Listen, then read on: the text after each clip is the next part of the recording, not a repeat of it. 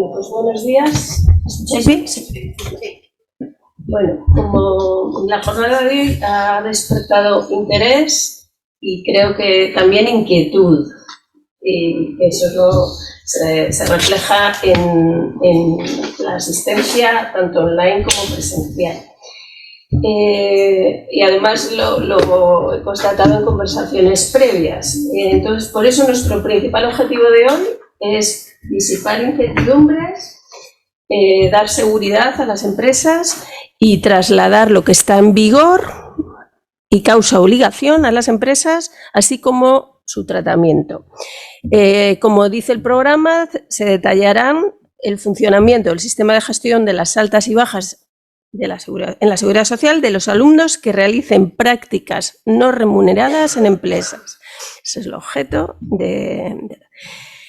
el Gobierno nos tiene, por desgracia, acostumbrados a una práctica legislativa un tanto anómala y caótica, con obligaciones nuevas para las empresas en materia laboral que aparecen en reales decretos o leyes que no tienen que ver con el ámbito laboral, y entendemos que es difícil para las empresas, y sobre todo para las pequeñas, hacer un seguimiento de todas estas obligaciones.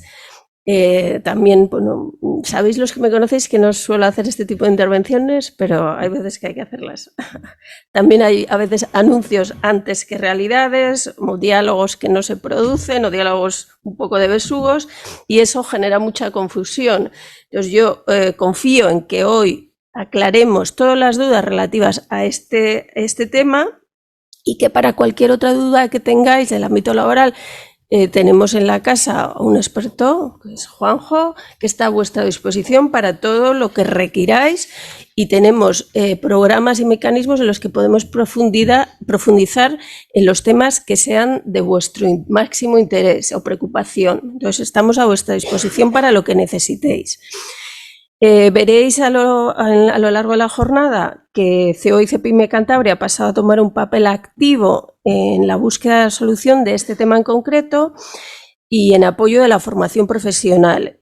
Y hemos tomado esa decisión en un ejercicio de responsabilidad. Creemos en el valor estratégico de la formación profesional para nuestras empresas, ¿no? Y porque creemos que debemos también aportar una solución a las empresas. Sois muchos los que habéis mostrado interés, mucha gente conectada. A los que estáis en remoto os pido que mantengáis los micrófonos silenciados y que las preguntas que tengáis, por favor, las trasladéis a través del chat, y al final, después de la intervención, que no es excesivamente larga, daremos paso a ellas, y a los que estáis en el salón las preguntas os facilitaremos un micrófono para que los que están en remoto lo puedan escuchar también. Y como hay interés y personas que así nos lo han pedido, también se grabará la sesión y estará colgada en nuestro canal YouTube. Y sin más, yo cedo la palabra a Juan José Rodríguez, que es el responsable jurídico de la organización, y que dará paso a la exposición. Muy bien, pues muchas gracias, Isabel. Muchísimas gracias a todos por vuestra presencia aquí, y a todos los que estáis en remoto, pues también agradeceros. Nos ha sorprendido, como ha comentado Isabel, el importante número de personas que se han apuntado a esta jornada, lo cual demuestra que efectivamente hay mucho interés por conocer un poquito más en detalle qué es lo que está ocurriendo. No sé si... Se escucha bien. Se escucha bien, ¿no? Y sobre todo da la sensación de que hay también cierta inquietud, ¿no? Pero bueno, vamos a intentar de alguna forma traducir a un lenguaje más coloquial lo que actualmente nos dice la normativa y lo que nos dicen los criterios interpretativos que ha ido publicando la Seguridad Social, en el bien entendido que estamos hoy por hoy en un sistema que está empezando y que estamos todos aprendiendo a la vez, y digo todos, incluyendo a la Seguridad Social, porque me consta que en los últimos meses del año 23 técnicos de la Seguridad Social y técnicos informáticos han estado trabajando muy intensamente en la preparación de todos los sistemas y de todos los archivos, con lo cual entiendo que estamos todos, cada uno desde un punto de vista distinto, pero estamos todos aprendiendo a la vez, ¿no? Voy a intentar, como digo, traducir al lenguaje más coloquial lo que nos dice la normativa, teniendo en cuenta, como digo, que estamos aprendiendo, que esto está en rodaje, y que esto, lo que yo digo hoy es lo que hoy está publicado, pero que mañana o esta misma mañana nos podemos encontrar con alguna otra novedad, con algún otro criterio. O sea, que lo que sí yo recomiendo a todo el mundo es que no me hagáis demasiado caso, hacerme caso suficiente, pero no demasiado caso, porque lo que yo diga hoy, mañana, puede verse modificado o corregido de alguna manera. Entiendo que es muy importante atender siempre a toda la información que publica la Seguridad Social, que sí que hasta ahora la está publicando en bastante asiduidad en su página web, está bastante claro. Ahora vamos a hacer un repaso, pero como digo, voy a intentar explicar lo que tenemos hoy. Tenemos una cierta ventaja, como ha comentado Isabel, pues estamos colaborando con la Dirección General de Formación Profesional y ya hemos hecho prácticas en el sentido de ya hemos tramitado altas, ya sabemos dónde hay problemas a la hora de tramitar las altas.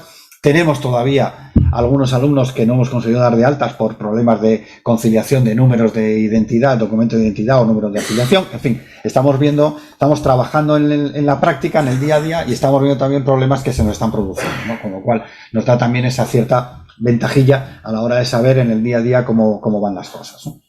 Bueno, y sin más, pues ahora vamos a ver si esto va o no va.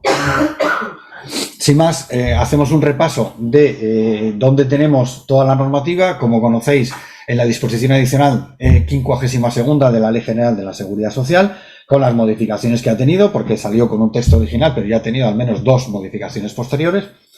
Los boletines de noticias red 9 y 16 de 2023, donde se establecen las características, se explica mucho más en detalle la normativa y sobre todo la aplicación de la normativa a los sistemas de red y SILTRA. El criterio interpretativo de la Dirección General de Ordenación de la Seguridad Social 11-2023 y sus 3 ampliaciones sucesivas, lo tenéis en ese enlace. Como ha comentado Isabel también, vamos a facilitaros esta presentación y vamos a colgar la charla en YouTube para que la podáis repasar cuando necesitéis. Ese es el enlace al criterio interpretativo que está en la propia página web de la Seguridad Social, en la página inicial, en la página de inicio, en lo más visto lo vais a encontrar. Y ese criterio, con sus ampliaciones, es el que ha venido definiendo quién sí, quién no, quién entra, quién no entra, qué prácticas se aplican, cuáles no. O sea, ha ido concretando una serie de situaciones que son las que, a raíz de una serie de consultas que se han ido planteando en todo el territorio español. Y como veis, en vigor la normativa desde el 1 de enero de 2024, ¿vale? Con un matiz, que es que se aplica a las prácticas que se venían realizando desde el año 2023 y que continúan el 24, pero solo para el periodo del año 24. Por lo tanto, alumnos en prácticas que hayan realizado prácticas en el 2023 no se ven afectados por esta normativa por obligación de alta con efecto retroactivo. ¿Qué tipos de prácticas tenemos? Vamos a hacer un repaso somero de la normativa y entraremos un poquito luego más en detalle en algunas cuestiones prácticas. Las prácticas formativas en empresas, instituciones o entidades incluidas en programas de formación. Cualquier tipo de práctica que organice una empresa, que organice un centro de formación y que organice o cualquier centro formativo. Y las prácticas académicas externas curriculares. Expresamente se excluyen las extracurriculares. ¿Vale? Por lo tanto, cuando hablemos de prácticas formativas, hablamos de prácticas siempre curriculares, es decir, prácticas que están orientadas a la obtención de un título formativo. ¿Vale? Importante que se excluyen las extracurriculares. ¿Por qué? Porque son voluntarias y porque no forman parte de los planes de estudio de las universidades o de los centros de formación. Por lo tanto, solamente prácticas orientadas a la obtención de títulos universitarios o de formación profesional. ¿Cuáles son los alumnos que están incluidos en estas prácticas? Bueno, todos los alumnos universitarios que realicen prácticas de este estilo, orientadas a la obtención de titulaciones oficiales de grado, máster, doctorados y títulos propios de las universidades. Los alumnos de formación profesional, excluyendo los de formación profesional intensiva, es decir, lo que hoy conocemos como FP Dual, se excluye. ¿Por qué? Porque eso se organiza a través de los contratos formativos, que ya es un contrato laboral con su correspondiente alta en seguridad social. Las personas que están realizando cursos de formación para el empleo, pero solamente aquellas prácticas que están dirigidas a la obtención de los certificados de profesionalidad. Cualquier otro tipo de prácticas en cursos de formación para el empleo no estarían obligadas a dar de alta en seguridad social a los alumnos. Y dato importante también, aunque yo creo que es de todos conocido, que tanto el centro o la empresa que se asuma la responsabilidad como los alumnos tienen que contar con su número de afiliación.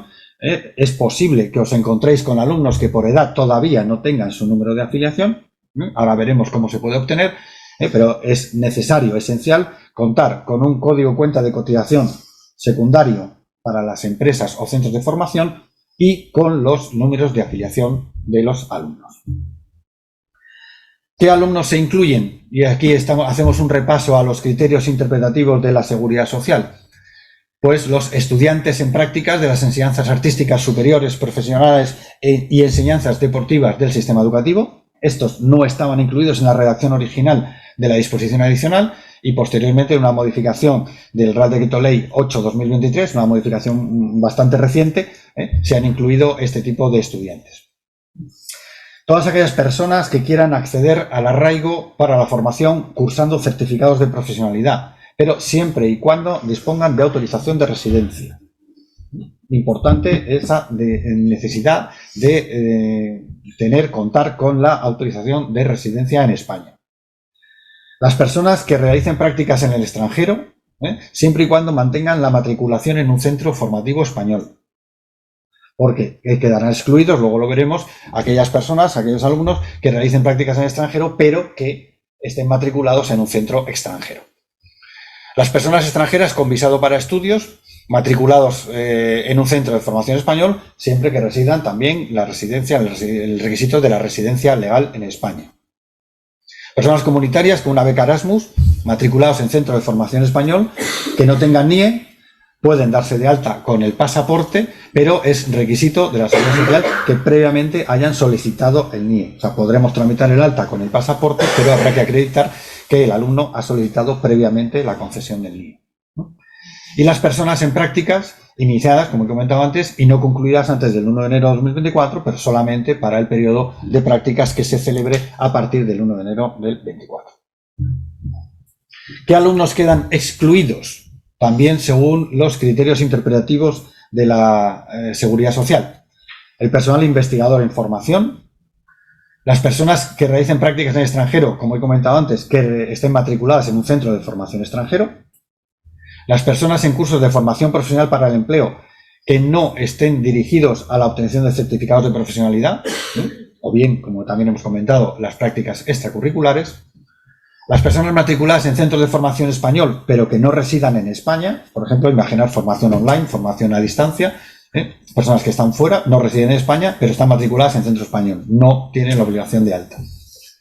Las personas que estén en situación previa de alta por desempeño de otra actividad asimilada al alta con obligación de cotizar, o bien los pensionistas de jubilación o incapacidad permanente. Entonces también hay una reforma reciente de la disposición adicional.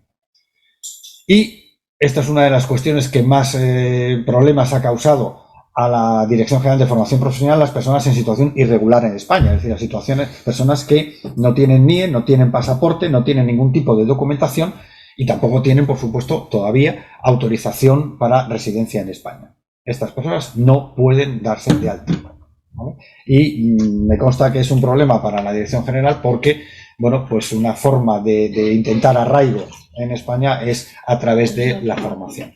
Y es un tema que hoy por hoy pues está sin resolver, está resuelto en el sentido de que no pueden darse de alta, pero me imagino que seguirán estudiando posibles soluciones a este tema. Y los alumnos menores de 16 años, ¿no?, por equiparación a la edad de trabajar. La edad legal de trabajar es a partir de los 16, capacidad para trabajar a partir de los 16 años, por lo tanto, se equipara a esa edad el criterio de la Seguridad Social y excluye a los menores de 16 años. Bueno, esta es la modificación, la última modificación que se ha producido, como decía, en el Real Decreto Ley 8/2023, que no estarán comprendidas en el ámbito de aplicación, lo hemos comentado, las personas que figuren de alta en cualquier otro de los regímenes de la Seguridad Social por el desempeño de una situación, o los que tengan la condición de pensionistas, pensionistas de jubilación o pensionistas de incapacidad permanente. ¿Cuáles son las prácticas que, las prácticas que generan esta obligación? Las remuneradas ya lo conocemos, no vamos a entrar en detalle. Y en las prácticas remuneradas, ¿quién es el sujeto obligado? El sujeto obligado, la regla general de la norma nos dice que es la empresa que acoja a los alumnos en prácticas, salvo que en el convenio de cooperación que se firme con el centro de formación expresamente se diga que es el centro de formación el que asume esa responsabilidad. Por lo tanto, todo este barullo que se ha montado en si las administraciones públicas asumen esta responsabilidad o no, es un cambio en la práctica de lo que dice la ley, porque la regla general de la ley, como digo, de la norma, es que el centro, la entidad obligada es la empresa que acoge a los alumnos, salvo que efectivamente se ponga esa excepción. La Dirección General de Formación Profesional, que ha dicho, mira, no podemos cargar, entendemos que no podemos cargar a las empresas con esta responsabilidad, asumimos nosotros directamente esta responsabilidad y ellos se van a hacer cargo de todo. Exactamente igual que ha hecho, por ejemplo, hasta donde yo sé, la Universidad de Cantabria. También asume directamente esta responsabilidad, ¿vale? Otros centros, pues ya, centros de formación, pues cada uno en su responsabilidad asumirá o no y en sus relaciones con las empresas, pero que sepáis que la regla general lo que nos dice es que es la empresa la obligada a dar de alta, salvo que se produzca esa excepción. ¿Cuáles son las obligaciones formales que tiene la entidad obligada? En primer lugar, solicitar un código de cuenta de cotización específico, un código, un CCC secundario, que será el que se utilice para todas las altas de los alumnos. A efectos prácticos, ese código CCC secundario lo podemos incluir en la autorización que ya tengamos para la autorización del sistema red y podemos, con la misma autorización, gestionar los códigos cuenta de cotización, el principal y el secundario de nuestra empresa. Como comentaba antes también, tenemos que obtener el número de afiliación de los alumnos. Y ahora veremos luego el detalle, pero vamos, básicamente, o bien el alumno nos aporta el propio número de afiliación porque lo tenga ya de antemano o porque lo consiga directamente de la Seguridad Social, o bien nosotros, como empresa, a través del sistema red, podemos obtener el número de afiliación de cualquier persona que vayamos a incorporar a nuestra empresa. Tenemos la obligación de comunicar las altas y las bajas, lógicamente. Y tenemos un plazo de 10 días naturales desde el inicio o finalización de las prácticas. Este plazo es un plazo excepcional para esta actividad de prácticas no laborales. Como veis, es un plazo distinto al que se establece con carácter general para altas y bajas de trabajadores. Y, como digo, un plazo de 10 días naturales. Sabéis que la situación normal, dar de alta a un trabajador, tiene que hacerse siempre antes de la fecha de incorporación o como mucho en la fecha de incorporación a la empresa, pero en este caso las altas de alumnos tenemos 10 días posteriores para dar esas altas. Y con las bajas pasa exactamente lo mismo, tenemos 10 días, no el plazo normal de 3 días naturales, aquí se extiende hasta 10 días. Y existen dos excepciones reguladas en la norma. Por una parte, la posibilidad de comunicar las altas y las bajas con hasta 60 días de antelación, es decir, los movimientos previos, de tal manera que si yo sé que un conjunto de alumnos van a terminar las prácticas el 20 de marzo, pues yo puedo notificar ya esas bajas y luego, si no hay ninguna modificación posterior, ese movimiento se consolidará. Si hubiera alguna modificación, algún alumno que no termina el día 20, que va a terminar en una fecha distinta antes o después, pues yo podría modificar solamente ese movimiento del alumno y el resto se quedaría en consolidado.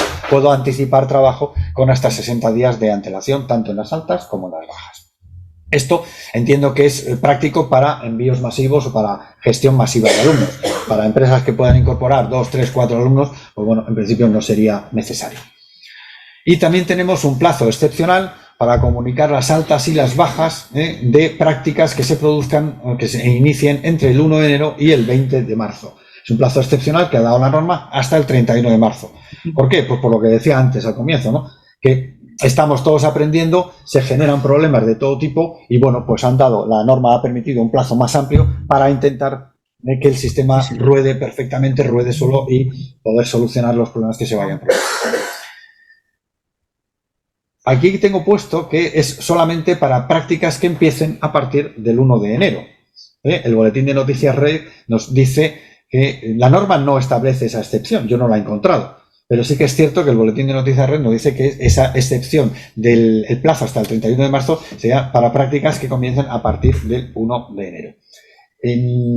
No sé si sería de aplicación para las prácticas que vienen atrasadas del año 2023, pero bueno, hasta ahora estamos utilizando el plazo de margen. Hasta ahora nadie nos ha dicho eso. Otra de las obligaciones que yo creo que es la que puede causar más problema en el día a día, en la gestión del día a día, es la comunicación.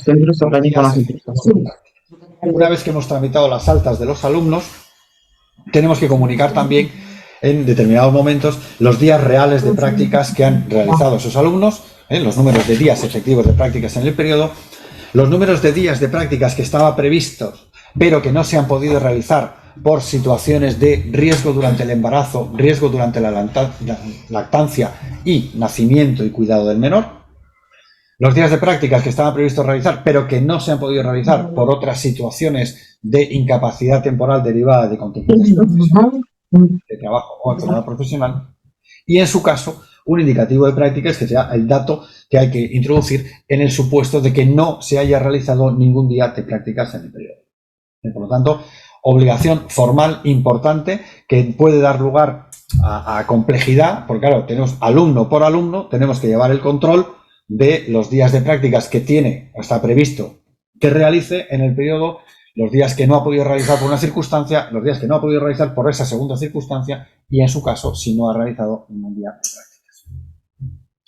También tenemos la obligación de solicitar a la Seguridad Social, a la Tesorería, la liquidación de cuotas y, por supuesto, pues pagar la cuota que nos giren. Hasta el penúltimo día natural de los meses de abril, julio, octubre y enero. En este caso también se altera la regla general de pago a la Seguridad Social a mes vencido, sino que vamos a periodos trimestrales. Por lo tanto, la liquidación de cuotas y el pago de las cuotas se realizará a trimestre vencido. En enero, febrero, marzo se liquidarán las cuotas y se pagarán en el mes de abril y así sucesivamente en los distintos trimestres. Por lo tanto, el mes de abril será un mes complejo. Será un mes complejo porque tenemos que tener tramitada, comunicada toda la información de los días efectivos de prácticas de los alumnos y al mismo tiempo solicitar la liquidación de las cuotas, recibir las liquidaciones provisionales que nos pase la Seguridad Social, hacer las comprobaciones oportunas si hay errores y, en su caso, pues realizar los pagos, las domiciliaciones de pago correspondientes. Por lo tanto, mes de abril, mes complicado. Tenemos también otra responsabilidad para la empresa, o para, en su caso, el centro de formación, comunicar a través del sistema Delta todas las incidencias, accidentes que pudieran producirse. Veremos luego en la acción protectora que está cubierta las situaciones de accidente de trabajo y enfermedades profesionales. Por lo tanto, si un alumno, al ir o venir del centro de trabajo, si un alumno en el propio centro de trabajo sufre un accidente, se considera accidente de trabajo, tiene que comunicarse al sistema Delta por la entidad responsable, bien la empresa, bien el propio centro de formación. Y también, derivado de esto, la entidad responsable tiene que asumir el pago de la correspondiente prestación, en régimen de pago delegado, las prestaciones que pudieran generarse para los alumnos en el supuesto de accidente de trabajo o enfermedad profesional. ¿Cómo podemos hacer estas cosillas? ¿Cómo podemos cumplir con estas obligaciones formales? Pues, en primer lugar, para la solicitud del CCC específico, las empresas a través de la aplicación CASIA y los centros de formación a través del sistema RED. En principio, para los que estéis habituados a manejar tanto CASIA como sistema RED o Siltra, pues no es especialmente complicado en la solicitud del CCC específico. Pero que sepáis que tenemos que tener un CCC específico y secundario. La obtención del número de afiliación de los alumnos. Como digo, el propio alumno puede solicitar su número de afiliación a la Seguridad Social, aunque el otro día nos ha llegado el rumor de que la propia Seguridad Social está derivando a los alumnos a las empresas, a los centros de formación, para que se tramite a través de Internet, a través del sistema RED. Y bueno, pues el sistema RED sí que permite que tanto las empresas como los centros de formación puedan solicitar el número de Seguridad Social, o bien de un trabajador que vamos a incorporar a la empresa, o bien de un alumno. Con el matiz de que este número de afiliación que se asigna a través del sistema RED tiene una vigencia máxima de 3 días. Quiere decir que si en ese plazo de 3 días no hemos tramitado el alta del alumno o del trabajador, nos vale para los dos, ese número de afiliación pierde vigencia. Por lo tanto, si yo, por ejemplo, tengo previsto incorporar a un trabajador mañana, yo puedo hoy solicitar ese número de afiliación, tramitar el alta del trabajador, cuando digo trabajador puedo decir alumno, y mañana mismo tramitar el alta con ese número de afiliación que me ha asignado la Seguridad Social. ¿Vale? Ahora bien, si retraso el alta o si lo pido con más de 3 días de antelación, no podré utilizar ese número de afiliación. Las altas y las bajas, ¿cómo las comunicamos? Pues a través, o bien también a través del sistema RED, a través del sistema de la pestaña de altas y bajas sucesivas. Los que estéis habituados a tramitar altas y bajas, más o menos conoceréis el procedimiento. Y a través del programa Siltra, remesas mediante el envío de ficheros masivos, los ficheros denominados AFI. Los programas de nóminas en general, ¿qué problema nos estamos encontrando? Por ejemplo, con nuestro programa de nóminas en particular, pues que tenemos que generar uno a uno los ficheros AFI de cada uno de los alumnos para luego hacer un fichero genérico completo y remitirlo, ese fichero una vez resumido, una vez compilado, ¿no? Pero nuestro programa de nóminas no nos permite hacer una compilación inicial de todos ellos, sino tenemos que ir eligiendo todos los alumnos para ir tramitando, lo cual nos complica un poquito el tema. Y una vez tramitado el fichero a través de Siltra, teóricamente al día siguiente nosotros podemos comprobar que las altas se han tramitado correctamente. Nosotros hemos tramitado ya varios ficheros Siltra de afiliación de centros de formación y al día siguiente hemos podido comprobar, puedes comprobar perfectamente los alumnos que están dados de alta y las incidencias que se han podido producir. Por ejemplo, hemos tramitado 60 alumnos de un determinado centro de formación y han resultado dados de alta, aparecen dados de alta 58, nos faltan 2. Nos podemos ir a corrección de errores, buscamos en corrección de errores y veremos qué 2 alumnos nos faltan y cuál es la incidencia que se ha producido. Que como digo, hasta ahora las incidencias que se están produciendo son básicamente problemas de discordancia entre número de afiliación a la Seguridad Social y número de carnet de identidad. Pero tendremos también la opción de corregir esas a través del sistema de corrección de errores de los propios ficheros. Datos obligatorios y básicos no son necesarios más para las altas, el número de afiliación a la Seguridad Social, el DNI, el código de cuenta de cotización, lógicamente, para nosotros, la fecha real de alta y el grupo de cotización 07. Grupo de cotización 7. No hace falta más información, no hace falta meter el dato por ejemplo, del Código Nacional de Ocupación, que sí es obligatorio para trabajadores. No hace falta meter ningún otro dato que esos que os comento ahí. Lo cual también simplifica el trámite de las altas.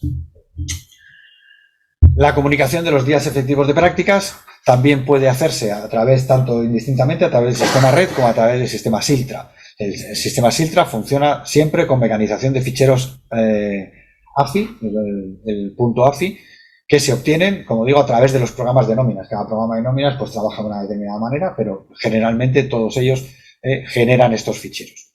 Y o bien manualmente a través del sistema red en el apartado anotación de jornadas. En este caso, por ejemplo, nosotros hemos hecho una prueba esta semana, intentar comunicar, ya tenemos alumnos que han sido dados de alta con fecha 12 y causaban baja con fecha 18. Y bueno, pues vamos a ver, antes de tramitar la baja, vamos a tramitar o comunicar los días de prácticas efectivos. Bueno, pues no hemos podido hacerlo porque los plazos de comunicación de días efectivos es a partir del día 1 del mes siguiente. Es decir, los días efectivos de práctica yo los tendré que comunicar de enero, los tendré que comunicar a partir del 1 de febrero y así sucesivamente. Los días de febrero a partir del 1 de marzo y los días de marzo a partir del 1 de abril. Volvemos al mes de abril. En el mes de abril, el día 1 de abril, yo tengo que comunicar. Mi recomendación, ¿cuál es? Que lo vayáis haciendo mes a mes. Ahí a cada maestrillo tendrá su librillo, pero yo creo que es conveniente ir haciéndolo mes a mes porque nos va a dar la oportunidad de ir solventando posibles incidencias que se puedan producir. Si dejamos todo el trabajo para los primeros días de abril, nos vamos a encontrar con que vamos a tener que tramitar toda la información de todos los alumnos. Insisto, si tengo un solo alumno no me preocupa nada, pero si tengo 600 alumnos me tengo que empezar a preocupar. Tramitar toda la información a partir del mes de abril, todos los días de incidencia de varios alumnos de los meses de enero, febrero y marzo, más luego la liquidación de cuotas, más luego la comprobación, ojo que puede causar problemas de tiempo dentro de ese mismo mes de abril. La solicitud de las liquidaciones de cuotas también a través del sistema red o el sistema Siltra, indistintamente, y si existen alumnos que hayan tenido situaciones de incapacidad temporal por accidente de trabajo o enfermedad profesional, debe presentarse también el fichero de bases indicando el importe de la prestación abonada en pago delegado. Por lo tanto, el sistema la empresa anticiparía el pago del importe de la prestación y luego pues se deduciría esa prestación por haberlo hecho en pago delegado. ¿Qué ocurre si no cumplimos con estas obligaciones? El truquillo, bueno, pues no notifico los días. El sistema de cotización, ¿cómo funciona? Funciona por días efectivos de prácticas. De tal manera que si yo no he comunicado los días efectivos de prácticas, me van a girar como cuota el mes entero, el periodo completo que el trabajador, en este caso el alumno, haya estado de alta. Bueno, pues mira qué fácil. No notifico días y que me giren de tal. Prefiero pagar un poquito más y no cumplir con la obligación. Vale, ojo. Eso puede ser un truquillo, puede ser una salida en un momento dado puntual de agobio, pero yo evidentemente no puedo recomendar esa solución en ningún momento. ¿Por qué? Porque si no se informan los días o no se solicitan los boletines de cotización, evidentemente en ambos casos se perdería la reducción que existe en la bonificación de cuotas del 95%, tendríamos que pagar la cuota al 100%, y existe evidentemente un claro riesgo de comprobación y de inspección por parte de Seguridad Social y Inspección de Trabajo. Por lo tanto, son obligaciones que hay que cumplir con independencia del el efecto económico que pudiera tener ese incumplimiento. ¿Vale? Por lo tanto, si se han informado los días, pero no se ha solicitado el borrador, ¿cómo se va a calcular la deuda? La deuda se va a calcular igual, y se va a calcular una cuota diaria por el número de días en prácticas con el límite de la cuota mensual. Hemos informado los días, por lo tanto, Seguridad Social sabe que el alumno ha realizado 15 días de prácticas en un periodo de 30 días de alta. Muy bien, pues nos van a girar una cuota, la cuota diaria establecida por el número de días realmente realizados en prácticas. Perdiendo, como digo, esa reducción del 95%.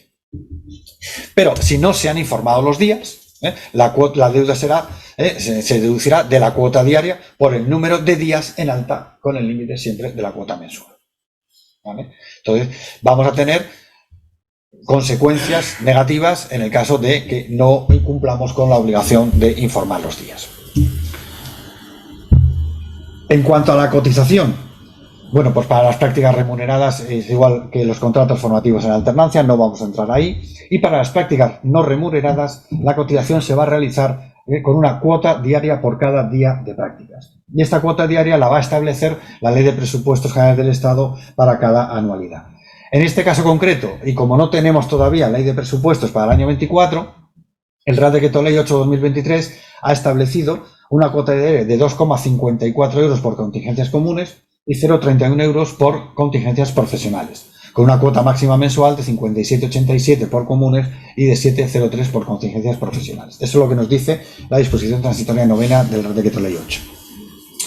La base de cotización mensual será la base mínima del grupo 8 por el número de días de práctica realizados en el mes, siempre con el límite máximo de la base mínima del grupo 7.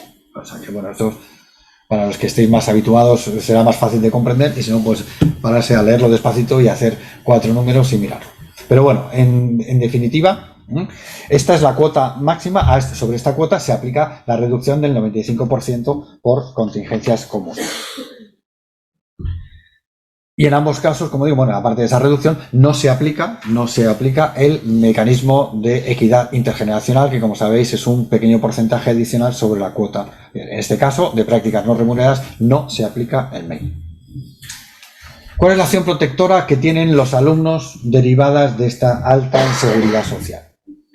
Es la correspondiente al régimen general, que el régimen general será al régimen de aplicación, que sea o bien el régimen general o bien el régimen del mar, en el caso de alumnos que realizasen prácticas en buques, siempre con la exclusión de la protección por desempleo, el FOGASA y la formación profesional. O sea, no se cotiza por esos conceptos y, por lo tanto, no ha lugar a prestación por desempleo, ni por FOGASA, ni por formación profesional. En las prácticas no remuneradas se excluye también la prestación por incapacidad temporal derivada de contingencias comunes. Por lo tanto, las contingencias comunes, un constipado, una gripe, un COVID, no está cubierto por esta, no da derecho a ningún tipo de prestación económica por parte como ocasión del alta de estos alumnos en este sistema. Las prestaciones por nacimiento y cuidado del menor, riesgo durante el embarazo y riesgo durante la lactancia, se abonarán mediante pago directo de la mutua colaboradora, o en su caso la Seguridad Social. Normalmente será siempre una mutua, la mutua que tenga la empresa o la mutua que tenga el centro de formación, ¿vale? Por lo tanto, en estos supuestos mencionados habrá que notificar y hacer los trámites como un trabajador normal e informar a la mutua para que la mutua asuma ese pago directo. En cambio, como he comentado ya, las prestaciones a las que pudiera tener derecho algún alumno por incapacidad temporal derivada de accidente de trabajo o enfermedad profesional, esas sí que se van a pagar por el sistema de pago delegado, como os he comentado, anticipo por parte de la empresa y deducción posterior en las cuotas que tengamos que pagar por estos conceptos. Y en todos los supuestos, en las situaciones anteriores, existe o se mantiene la obligación de cotizar por los alumnos. Comentamos otro de los problemas o de las dudas que ha surgido hablando ahora de la incapacidad temporal por accidente de trabajo. ¿Qué ocurre si la situación de incapacidad temporal por accidente de trabajo se extiende más allá del periodo de prácticas? Bueno, pues hoy por hoy este sí que es un problema que no se ha resuelto. No tenemos una respuesta por parte de la Seguridad Social. Es un tema que preocupa y preocupa a los centros de formación, y entiendo que preocupará a las empresas. Pues claro, si resulta que yo tengo un alumno que al tercer día de venir a mi centro ha tenido un accidente en la moto o ha tenido un accidente en itinere, de cualquier manera, y tiene una situación sanitaria que se alarga más allá de las prácticas, ¿qué hago? ¿Le mantengo en alta? ¿No le mantengo en alta? ¿Sigo cotizando por él? ¿No sigo cotizando por él?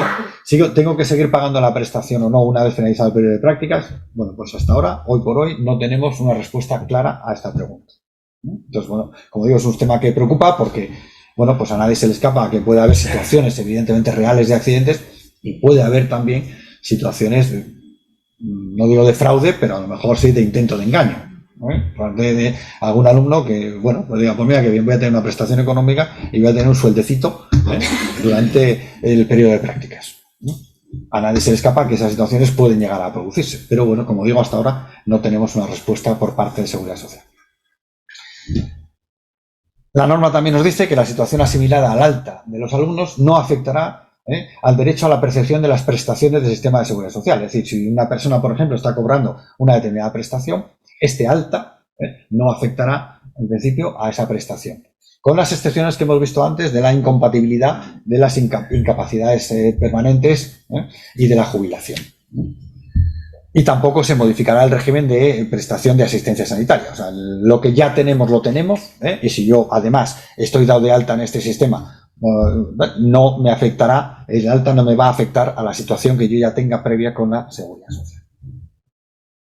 Y en cuanto a compatibilidades, también nos ha dicho la Seguridad Social, el seguro escolar, el tema del seguro escolar, es compatible con las contingencias comunes, es decir, el seguro escolar, los centros de formación deben mantener vigente ese seguro escolar porque las contingencias comunes no están cubiertas por este nuevo sistema, pero sí que sería incompatible con las contingencias profesionales, es decir, caso de accidente de trabajo, entra a jugar la Seguridad Social o la Mutua y queda excluido el seguro escolar. En cuanto a las pensiones no contributivas que pudiera estar cobrando cualquier tipo de alumno que haga prácticas, serán compatibles, en todo caso, con las prácticas no remuneradas, no hay problema de incompatibilidad por prestación económica, y en cambio, en el caso de las prácticas remuneradas, la compensación por gastos que pudiera obtener un alumno se excluirá del cómputo general de rentas a efectos del cálculo de la prestación. Si conocéis, en el caso de las pensiones no contributivas, se tiene en cuenta el volumen de rentas de la persona para ver si tiene derecho o no a la prestación. Superado un determinado volumen de renta, se pierde la prestación. Por lo tanto, si resulta que yo estoy cobrando una prestación y voy a cobrar, por otra parte, algún tipo de ayuda en las prácticas remuneradas, podría dar lugar a que me afectase a la prestación. Pero bueno, esto lo digo como culturilla general, pero no estamos hablando de prácticas remuneradas. Las prestaciones de dependencia y las prestaciones por desempleo, como digo, son compatibles. Un alumno que esté cobrando una prestación por desempleo puede estar dado de alta en este sistema sin que se vea afectada su prestación. ¿Vale? Y por mi parte, nada más. Hasta aquí quería comentaros. Abierto a las preguntas que queráis hacer, intentar solventar cualquier duda que se pueda producir o cualquier aclaración que necesitéis. Muchas gracias. Antes de pasar a las preguntas, sí quería comentaros cuál es el papel de COE y qué estamos haciendo relacionado con todos los alumnos de formación profesional de centros públicos y concertados de Cantabria. La Consejería de Educación, a través de su Dirección General de Formación Profesional, ha delegado en COE-CEPIME Cantabria las altas y bajas de todos los alumnos de formación profesional reglada. ¿De acuerdo? Entonces, todo esto que a las empresas, por la casuística que tenéis de recepción de alumnos, tenéis que tener en cuenta para aquellos alumnos que no estén en ese contexto de alumnos de formación profesional reglada, de centros públicos y concertados de Cantabria. ¿No? Podéis tener alumnos de otras comunidades que residen en Cantabria y discuten las prácticas, podéis tener alumnos de universidades, en todo lo que tiene que ver con los alumnos de formación profesional de Cantabria, CEO y CEPIME tiene delegada la función de altas y bajas de las prácticas. Por eso, Juanjo os ha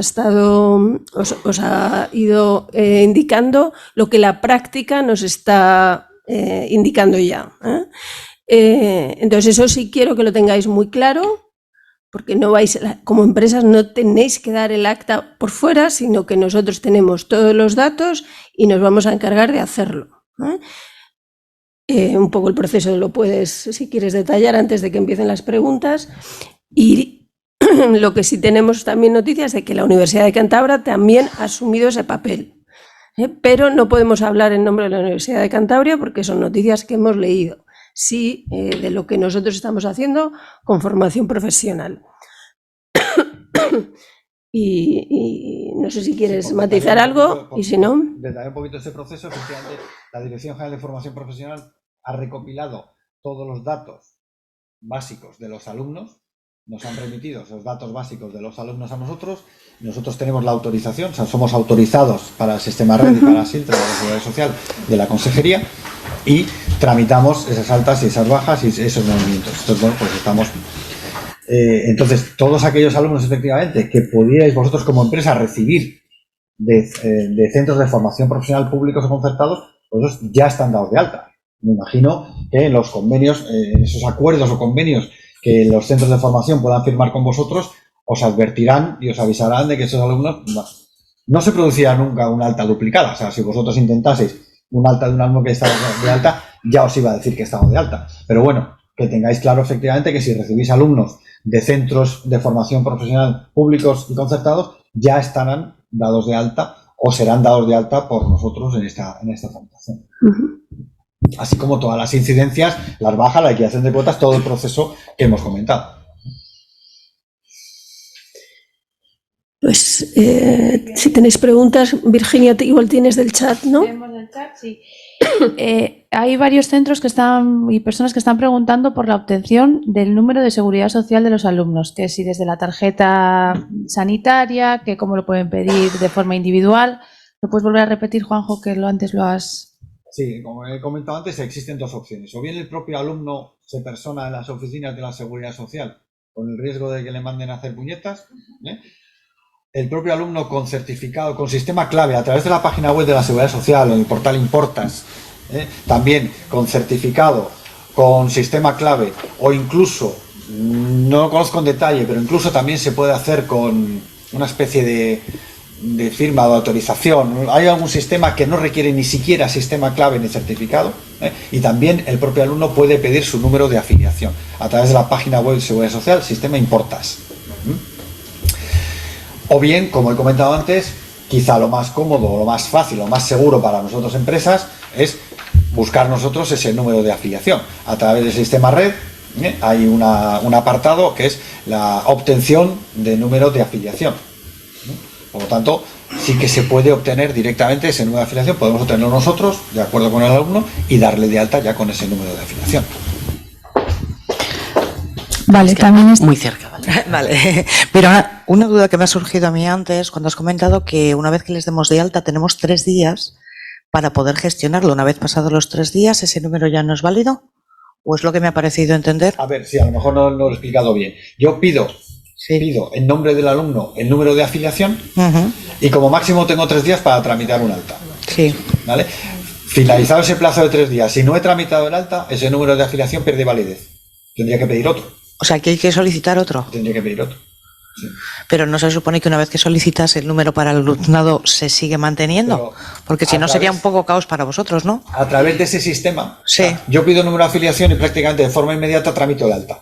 Sí. El sistema de seguridad social me da un margen de 3 días. Si no he tramitado el alta en esos 3 días, por la razón que sea, oye, pues el alumno no va a hacer las prácticas, o el trabajador ha decidido que no acepta el contrato que yo le he ofrecido, la razón que sea, no tramito el alta en esos 3 días, ese número de afiliación pierde vigencia, pierde validez. Es como si no se hubiera concedido. Por lo tanto, esa persona no tiene número de afiliación. En un segundo intento habría que volver a tramitar ese número de afiliación. Joder, eso se complica mucho. Gracias. otra... Aprovecho para hacer otra pregunta. ¿Los estudiantes de beca Erasmus con pasaporte únicamente pueden realizarlo o tienen que hacer la solicitud del NIE? Con el criterio de la seguridad social a la mano, puedes dar de alta con el pasaporte, Sí. pero tienen que haber solicitado el NIE. Tienen Vale. que haber solicitado el NIE. Cosa que yo no entiendo muy bien por qué. Es decir, si admites el alta con pasaporte, entiendo que sea para acreditar la residencia legal en España. De acuerdo, Ese gracias. requisito es El otro esencial. requisito era tener residencia. Sí, entiendo que sea para eso. Pues el requisito esencial es acreditar la residencia legal en España. De acuerdo, gracias. ¿Por aquí? Sí. Buenos días. Perdón, es que como estaba comentando lo de los 3 días que hay de plazo, claro, a nosotros como centro nos habéis solicitado una fecha tope, que creo que es hoy, 25, para dar todos los números de cotización de la Seguridad Social de todos los alumnos. Claro, a nuestros alumnos les hemos solicitado que pues que lo pidan y nos lo han dado, pero hasta el 2 de abril no comienzan sus prácticas. Entonces, esos números no van a servir ya. No sé si pueden servir. El plazo de vigencia de los 3 días es solamente para el supuesto de que yo, empresa, centro de formación, solicite tu número. Vale. Tú vienes a verme a mí, no tienes tu número de afiliación, yo lo solicito en tu nombre, entonces tengo 3 días. Ahora, si tú ya lo has solicitado a la Seguridad Social, ya tienes tu número de afiliación, bien porque has estado en unas prácticas anteriores, bien porque has trabajado anteriormente, bien por lo que sea, ese Eso número es ya es fijo. como el DNI, eso es de por vida. Sí, pero previamente no han trabajado. Quiero decir, ahora yo tengo alumnos que no han trabajado nunca, han solicitado un número para la Seguridad Social para hacer el 2 de abril las Ese no prácticas. pierde vigencia. Vale, El solicitado por la persona no pierde vigencia. Vale. Pierde vigencia solamente el que solicita a la empresa en nombre del alumno o del trabajador. vale. Y ya que tengo el micro, hago un par de preguntas más.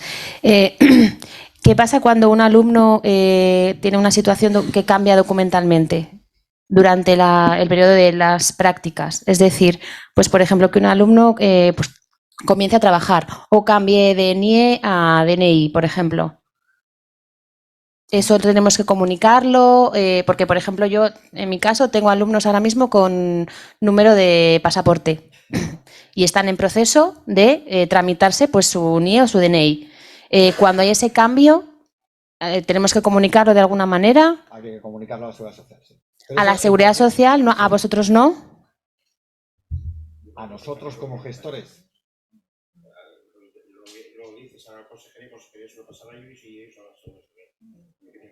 Posiblemente, sí. Sí. Sí.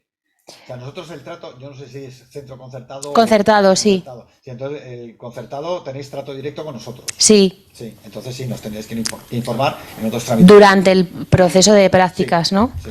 Vale, luego, nosotros a la hora cuando tengamos que presentar los convenios, en las fechas en las que comienzan las prácticas, es decir, en este caso cuando se dan de alta y cuando se dan de baja, puede haber casos de alumnos que, por ejemplo, nosotros ahora os damos la fecha fija de una baja, pues finalizan, me lo invento, por ejemplo, el 13 de junio, pero por circunstancias de la vida pues han faltado a las prácticas porque se han puesto malos, etcétera, y entonces la fecha de baja cambiaría, se modificaría. Eso igualmente también nos lo tendríamos que comunicar, habría que hacer un nuevo trámite.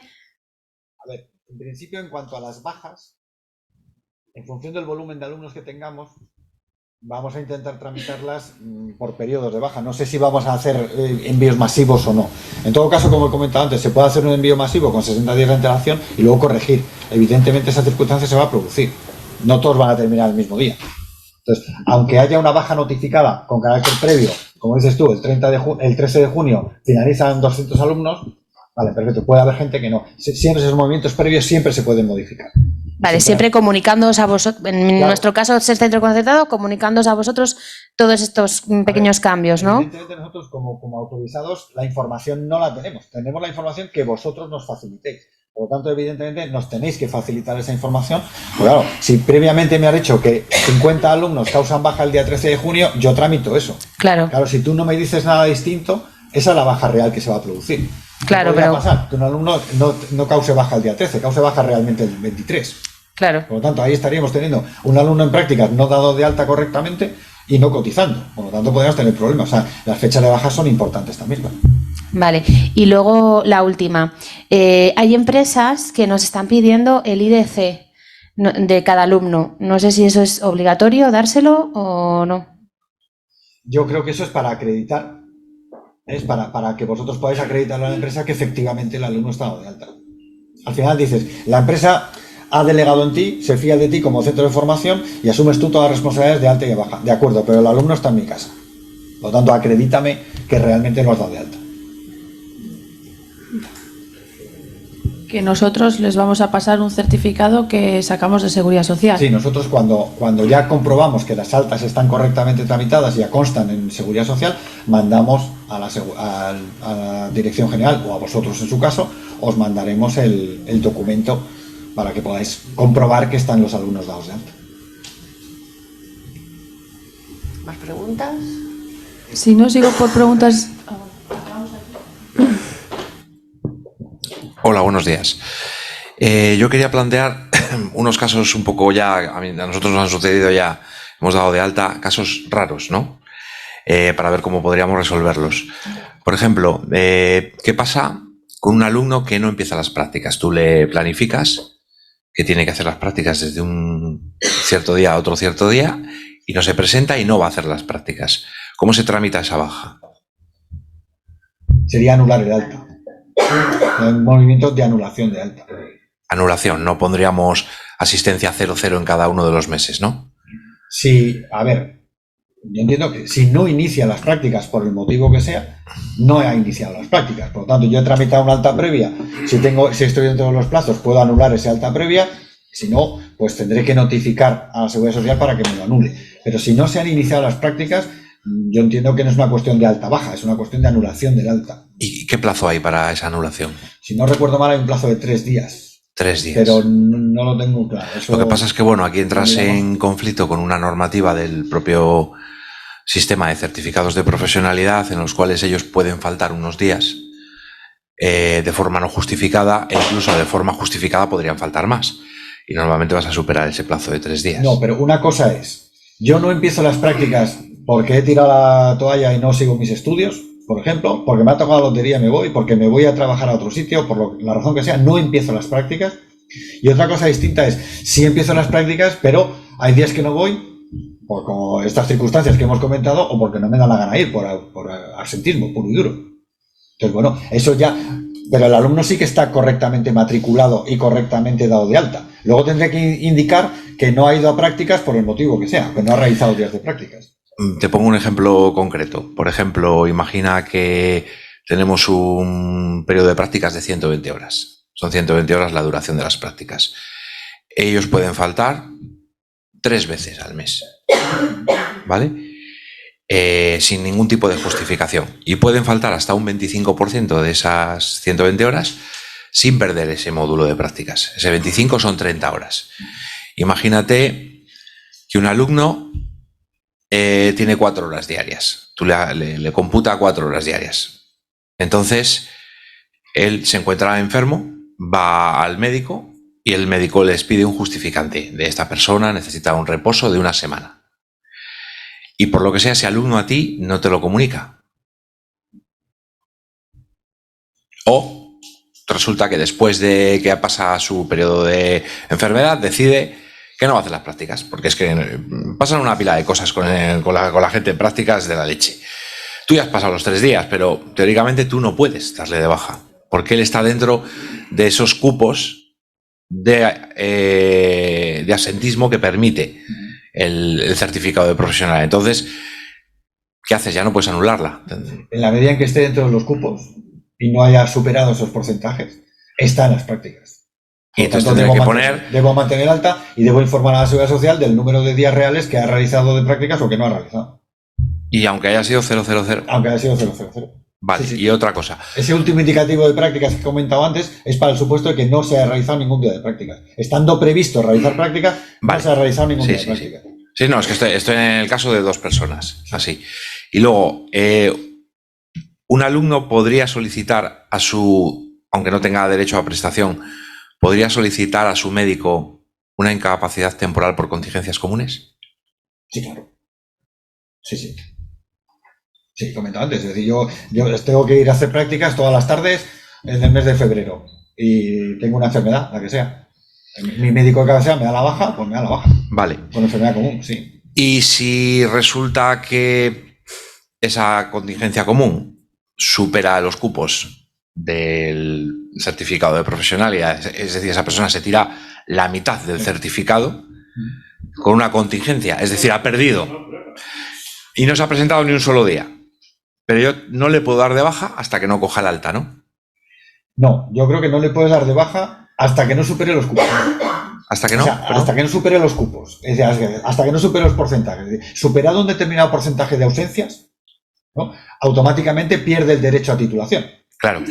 A partir de ese momento se podría tramitar una baja en Seguridad Social. Estamos intentando conciliar lo que es normativa administrativa, claro, normativa de formación con normativa de Seguridad Social. Es que nos ha pasado eso ya, o sea, es increíble. Ha empezado el 15 de enero y tenemos esos dos supuestos. No se han presentado ni un solo día de prácticas y unos están. Hoy es día 25, ¿no? Sí. Hoy hay una incapacidad temporal por contingencia común. Yo no he visto ese papel, claro, evidentemente, porque lo tramita él. Y hoy pierde el derecho a módulo. Claro, hoy supera el 25% claro, de... que a partir del momento en que pierde el derecho a módulo, tú ya no le vas a poder conceder un título. El título no, tendrá que volver a empezar las prácticas, tendrá que hacerlo de otra manera, pero en ese momento esas prácticas ya han dejado de tener razón de ser. Sí, pero bueno, yo lo quería preguntar porque...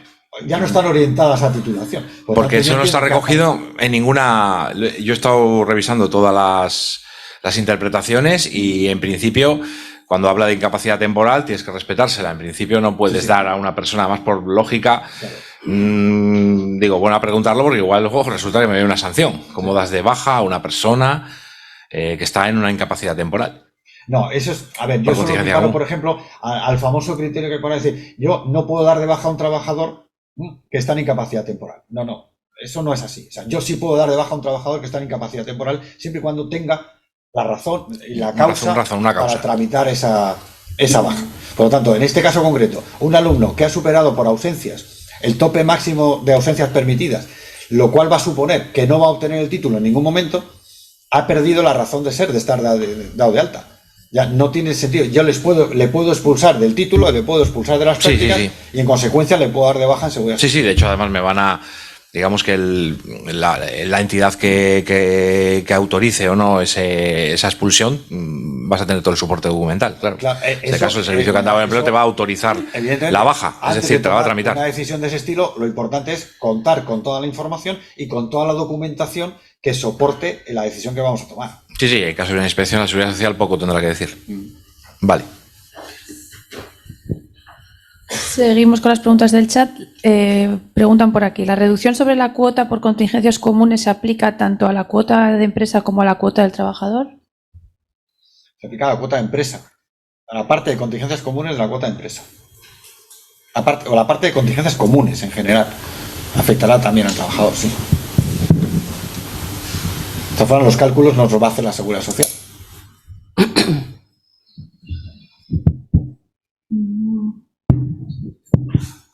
Luego hablan aquí de plazos, que lo de los plazos... Buenos días, mis alumnos de FP básica y harán las prácticas en mayo. Por tanto, según entiendo, lo solicito en abril, 3 días antes de que empiecen las prácticas. Vuelven a referirse otra vez al número de Seguridad Social del alumno. Si no lo tenemos antes, como tope, 3 días antes del comienzo de las prácticas, efectivamente. Si voy a utilizar el sistema de obtención del número de afiliación, yo en nombre del alumno. Luego nos preguntan por otro lado, tal y como se ha dicho, en el caso de EPAT corresponde el pago de prestación, por lo que entiendo que a nivel empresa tenemos que generar una nómina para realizar ese pago, ¿es correcto? Entonces, en caso de que no exista ninguna contingencia, ¿también hay que generar mensualmente una nómina? No hay que... Vamos a ver, para el pago de una prestación, generar una nómina... Pues no lo sé cuál sería el efecto práctico, cuál sería la forma práctica de hacerlo. ¿Que hay que pagar la prestación? Sí, porque le corresponde a la empresa. Eso está claro. ¿Cuál será el mecanismo interno que articule la empresa para pagar esa prestación? Pues quizá lo más cómodo sea crear o generar una nómina ficticia por ese importe. Pero vamos, eso ya yo creo que depende más un poco del funcionamiento interno de cada empresa, de la organización interna de cada empresa. En el supuesto de que no haya prestación, no hay que generar ningún tipo de nómina, lógicamente. Otra pregunta, ¿la comunicación de los días de prácticas de enero, febrero y marzo se podría hacer en abril o hay obligación de comunicar los días de enero al mes siguiente y así cada mes? se puede hacer en abril, pero mi recomendación es que se haga mes a mes. Pero sí, se puede hacer todo al final del periodo. A nosotros nos exige mes a mes. Mes vencido tienes que decir los días que... Mes de enero, tantos días. ¿Quién nos lo exige? La consejería. Claro. Es el centro público. Claro. Sí, porque nosotros necesitamos tener esa información. Claro, porque, por lo que hemos comentado antes. Porque al final, dice, si acumulas toda la tarea de 60 centros públicos con una media de 15 alumnos cada centro y lo dejas todo para el mes de abril, quizá alguien se vuelva loco. Yo tengo que hacer datos con mis alumnos, entonces claro. En ese caso Entonces, ya tengo casi de enero, de febrero, marzo. Claro. Enero, febrero y marzo, porque el marzo se corta. En enero de febrero los días que han asistido, febrero los días que hayan asistido. Sí, tiene que hablar para que se entere. Eso no lo sé. Ya está, otro, ya está. ¿Hay más, Virginia? Sí. Bueno, esto vuelve otra vez a incidir sobre, nos preguntan desde una empresa, se están poniendo en contacto con las empresas los tutores de las FCTs de institutos y nos han dicho que las empresas no tenemos que hacer nada diferente a anteriores años porque en esta modalidad de prácticas, porque la Consejería y COE se va a encargar de toda la gestión del alta y de la baja. Realmente esto va a ser así, no vamos a tener que hacer nada de seguridad social las empresas, solo sería referido a ciclos de formación de grado medio y superior, que has mencionado antes. En principio, como he comentado antes, alumnos oficiales matriculados en cursos oficiales de centros públicos y centros concertados, de FP, la gestión la asume la consejería con nuestro apoyo. Por lo tanto, teóricamente la empresa no tiene que hacer nada más que comprobar que efectivamente eso es así, que los alumnos, y comprobar que los alumnos estén correctamente dados de alta. En el caso, otra pregunta, en el caso de prácticas curriculares remuneradas de alumnos universitarios, ¿hay que darles de alta en el CCC principal o hay que hacerlo en el secundario solicitado para estos casos? El secundario para estos casos es solamente para las prácticas no remuneradas. Por lo tanto, yo entiendo que hay que darle de alta en el CCC principal. Otra pregunta, ¿es necesario que pasen un reconocimiento médico en la empresa? A ver, ahí la Seguridad Social no nos dice nada. Estamos hablando de altas y bajas y obligaciones con Seguridad Social. Otra cosa distinta es que estamos recibiendo a una persona en nuestro centro de trabajo. Entonces yo ahí, esto no es normativa de Seguridad Social, pero sí entiendo que hay que aplicar a esa persona que nos viene el resto de la normativa que se aplica a cualquier trabajador. Y desde el punto de vista de prevención de riesgos laborales, todo lo que sea obligatorio, incluso necesario, o incluso voluntario. ¿no? Todo tipo de precauciones desde el punto de vista de prevención de riesgos laborales con respecto a los alumnos. Pero esto es normativa de prevención, esto no es normativa de seguridad social. Preguntan también si el alumnado de Laboreso quedan excluidos. Laboresos son... Esos son menores. Son menores y están cubiertos con seguro escolar, están excluidos, sí. Se considera una actividad extraescolar.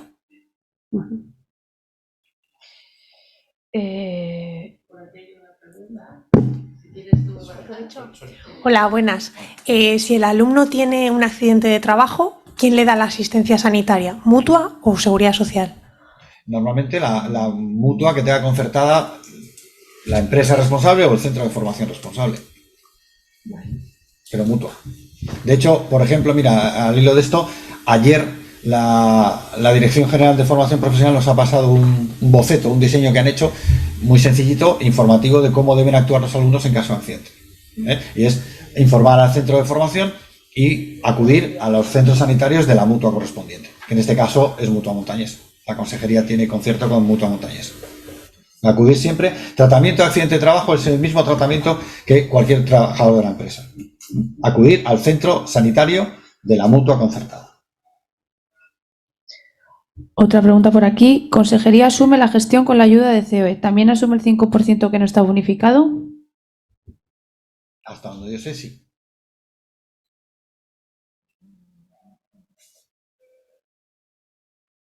Vuelven a preguntar si tienen que hacer alguna gestión más en Siltra desde las empresas. En principio, como he dicho antes, si la empresa está directamente obligada, pues tiene que hacer todas las obligaciones que hemos comentado. Si la empresa no está obligada a ese centro de formación, asegurarse de que el centro de formación ha cumplido con esas obligaciones.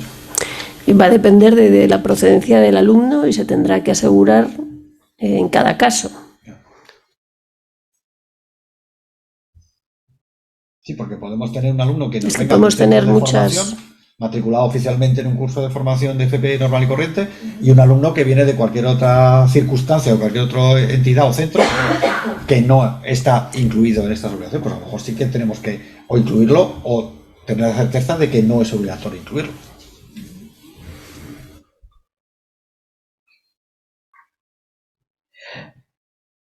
Por aquí no parece que haya más preguntas. Tampoco en la sala. Pues si no hay ninguna pregunta más, muchas gracias por la asistencia y ya estamos a vuestra disposición. Bueno, como ha comentado Isabel antes de cerrar al principio, reiterar eso, que estamos a vuestra disposición. Es decir, cualquier consulta que necesitéis hacer, cualquier circunstancia que se os produzca, a vuestra disposición para contestaros más detalladamente. Bueno, y aprovecho para dar las gracias a Virginia Pérez y a Esther Rodríguez, que son las personas que están peleándose en el día a día junto con Juanjo y que son las que van a estar atendiéndonos a todos. Muchas gracias.